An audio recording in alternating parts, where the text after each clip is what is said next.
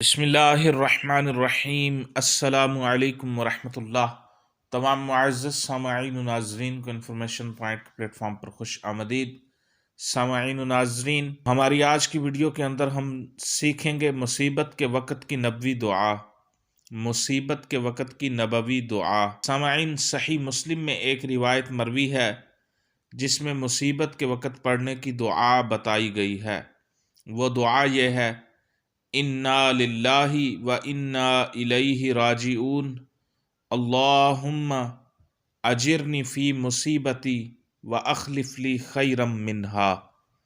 بے شک ہم اللہ تعالیٰ کے ہیں اور بے شک ہم اس کی طرف لوٹنے والے ہیں۔